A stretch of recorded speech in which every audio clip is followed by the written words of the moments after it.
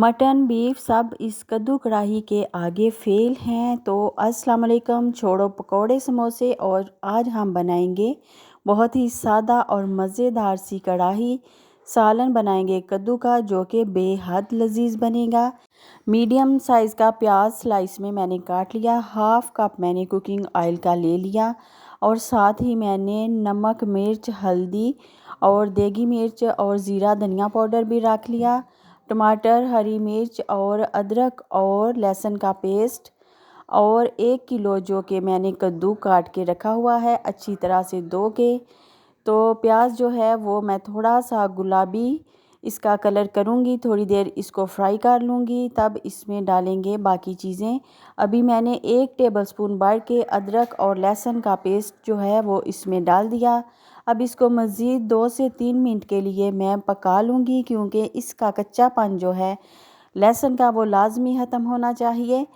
अब इसमें 1 चम्मच मैं पानी शामिल कर लूँगी और मज़ीद इसको 1-2 मिनट पकाऊँगी ताकि ये नीचे ना लग जाए।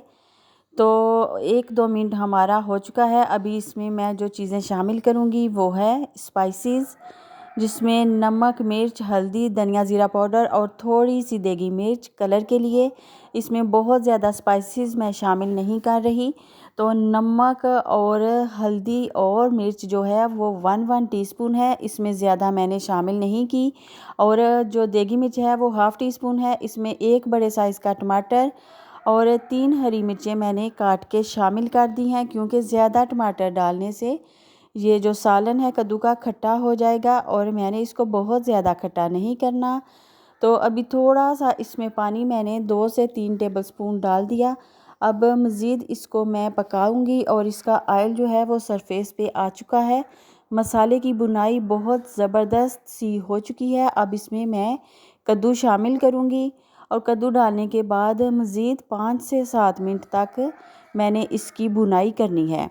रमज़ान में बहुत ज़्यादा हमने पकोड़े समोसे खा लिए, तो अभी कुछ सादा खाना चाहिए, मज़ेदार भी हो और जिसको बच्चे और बड़े सभी शौक़ से खा लें। और कद्दू का सालन अगर आप इस तरीके से पकाएंगे तो बहुत ही मज़े का बनेगा। 5-7 मिनट मैंने इसकी बुनाई कर ली, कवर किया इसको मज़ीद 5 मिनट। अब देखिए कद्दू ने खुद अपना पानी छोड़ दिया। अब इसमें मैंने सूखी मेथी और थोड़ा सा गरम मसाला शामिल कर दिया। मज़ीद इसको थोड़ी देर के लिए कवर कर दूंगी।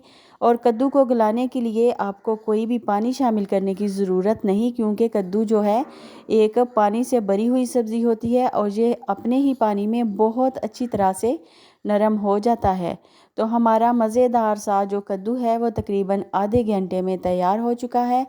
तो देखिए इसकी लुक देखिए, माशाल्लाह जी बहुत ज़बरदस्त। अभी इसको धनिए से आप गार्निश कर लें, थोड़ा बहुत डेकोरेट लाजमी कर लिया करें, क्योंकि देखने में जो चीज़ें अच्छी लगती हैं खाने को भी दिल करता है। तो ये इतनी मज़े की कढ़ाई बनी है कि आपकी सोच है, नेक्स्ट लेवल का इसका टेस्ट है।